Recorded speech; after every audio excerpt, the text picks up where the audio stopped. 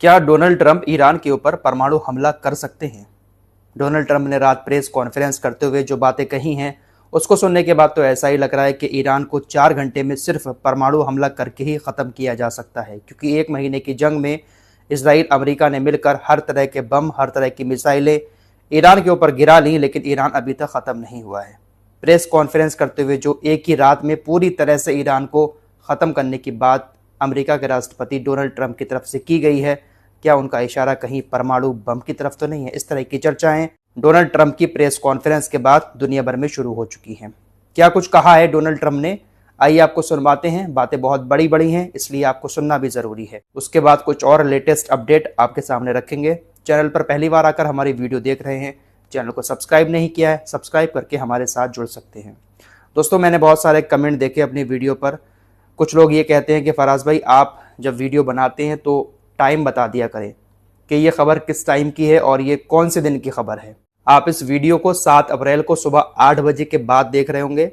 हालांकि इस वीडियो को जब मैं रिकॉर्ड कर रहा हूं तो अभी रात के 2 बजे का टाइम है, और जो खबर आपको बता रहा हूं वो तकरीबन अभी जो रात गुजरी है 11 बजे की है। भारत में रात के 11 बज रहे थे। उसी वक्त डोनाल्ड ट्रंप ने अमेरिका के अंदर एक प्रेस कॉन्फ्रेंस की है।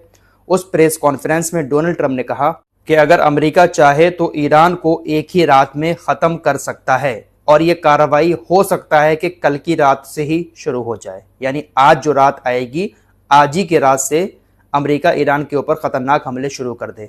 ट्रंप ने एक बार फिर से अपनी सेना की तारीफ करते हुए कहा कि अभी ये जो जंग चल रही है ये अमेरिका के मुताबिक चल रही है। अमेरिका जैसा चाह रहा है वैसा इस जंग में हो रहा है। हमारी सेना के पास इतनी ताकत है कि ईरान को वो एक ही दिन में पूरी तरह से खत्म कर सकती है।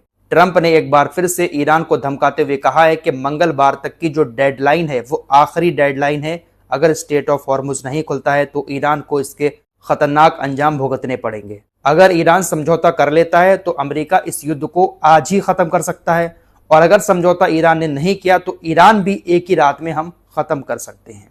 ट्रंप ने यह बात खुलकर कबूल कर ली है कि हमने इस युद्ध को इजराइल की रक्षा के लिए छेड़ा है। ईरान के पास परमाणु हथियार नहीं हो सकते, अगर होते तो इजराइल तबाह हो चुका होता।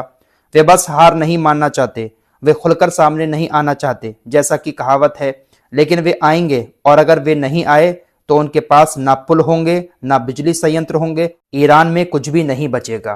ट्रंप की तरफ से पूरी प्रेस कॉन्फ्रेंस में सिर्फ और सिर्फ ईरान को धमकियां दी गई, और सबसे बड़ी बात यह कही है कि हम चाहें तो एक ही रात में ईरान को पूरी तरह से तबाह कर सकते हैं।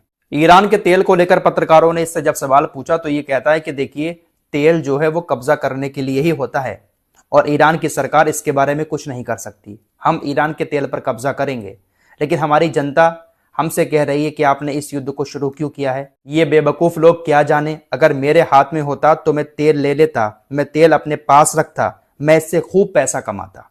देख रहे हो इसकी नजर कहां पर अटकी हुई है। वेनेजुएला के तेल पर इसकी नजर थी, उसके राष्ट्रपति को उठाकर ले गए ये लोग, सबको खरीद लिया, लेकिन ईरान के अंदर इनकी दाल नहीं गल रही है। ईरान के तेल पर इसकी नजर है। परमाणु बम तो सिर्फ बहाना है, असली मकसद तो ईरान का तेल चुराना है। फिलहाल अभी की लेटेस्ट अपडेट यह है कि ईरान ने स्टेट ऑफ हॉर्मुज नहीं खोला है। ईरान का यही कहना है, कितनी भी धमकियां दे लो, स्टेट ऑफ हॉर्मुज नहीं खुलेगा। डोनाल्ड ट्रंप ने पूरी प्रेस कॉन्फ्रेंस के दौरान एक बार नहीं बल्कि कितनी बार ईरान को धमकाने की कोशिश की है। ट्रंप शायद इस गलत फहमी में जी रहा है कि मेरी धमकियां सुनने के बाद ईरान स्टेट ऑफ हॉर्मुज खोल देगा, इसीलिए बड़ी बड़ी बातें प्रेस कॉन्फ्रेंस करके फेंक रहा है। इसने पत्रकारों से कहा कि हमारे पास एक प्लान है जिसके तहत कल रात 12 बजे तक ईरान के सभी पुल खत्म कर दिए जाएंगे, ईरान के सभी बिजली प्लांट ठप हो जाएंगे, जलेंगे, फटेंगे और फिर कभी इस्तेमाल नहीं किए जा सकेंगे। मेरा मतलब है 12 बजे तक पूरी तरह से विध्वंस, पूरी तरह से ईरान की तबाही।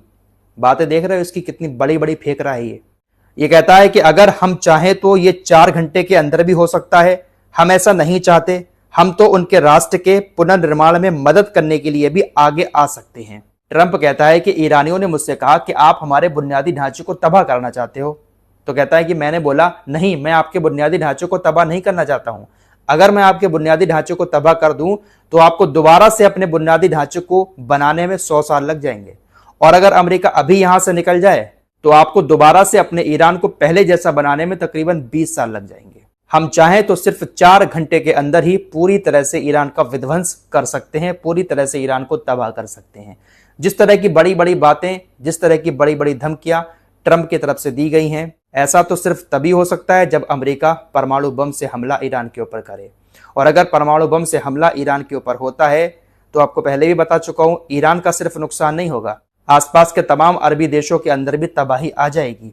फिलहाल आज की रात इस जंग में एक बहुत अहम रात होने वाली है, क्योंकि ट्रंप की तरफ से इस रात को बहुत बड़ा बना दिया गया है। ट्रंप ने जिस तरह की बातें फेंकी हैं, इस जंग में आज की रात का महत्व बहुत ज्यादा बढ़ चुका है। अब इसने इतनी बड़ी बड़ी धमकियां दी हैं तो जाहिर सी बात है हमले तो अमेरिका की तरफ से किए जाएंगे। नॉर्मल हमले जो आज तक हो रहे हैं, इस तरह के हमले तो ईरान झेल लेगा, लेकिन 4 घंटे में पूरे ईरान को खत्म करने की बातें इसकी तरफ से जो की गई हैं, कहीं अपनी सनक में नेतन्याहू और डोनाल्ड ट्रंप कोई उल्टा सीधा काम ईरान के साथ ना कर दें। फिलहाल डोनाल्ड ट्रंप की इसी सनक को देखते हुए अमेरिका के अंदर तकरीबन 100 से ज्यादा कानूनी एक्सपर्ट्स ने एक पत्र पर सिग्नेचर किए हैं और उस पत्र में लिखा गया है कि ईरान के खिलाफ डोनाल्ड ट्रंप ने जो जंग शुरू की है वो खुला अंतर्राष्ट्रीय कानून का उल्लंघन है, युद्ध अपराध है। जिस तरह से डोनाल्ड ट्रंप ईरान के अंदर तबाही मचा रहे हैं, बच्चों की मौतें हो रही हैं, खुला अंतर्राष्ट्रीय कानून का उल्लंघन कर रहे हैं। डोनाल्ड ट्रंप के खिलाफ कानूनी कार्रवाई होनी चाहिए। अमेरिका के तकरीबन 100 कानूनी एक्सपर्ट्स ने सिग्नेचर करके ट्रंप की सनक के खिलाफ मुकदमा दायर करने की बात की है। ट्रंप ईरान को लेकर जिस तरह की भाषा का इस्तेमाल कर रहे हैं, परसों ट्रंप की तरफ से एक गंदा वर्ड बोला गया ईरान को लेकर, वो मैं आपको बता भी नहीं सकता, इतना गंदा वर्ड था। जो विपक्ष है, जो दूसरी पार्टी के नेता हैं अमेरिका के अंदर, उन्होंने कहा कि आखिर ट्रंप सारी मर्यादाओं को भूलकर बात किस तरह की कर रहे हैं, आखिर इनके दिमाग को हो क्या गया है। कुछ लोग तो ये भी कह रहे हैं वहां के नेता कि इनकी दिमागी हालत ठीक नहीं है, इसलिए अपनी सनक में कुछ भी बोले जा रहे हैं, कुछ भी फैसले लिए जा रहे हैं। फिलहाल आज की रात काफी अहम होने वाली है।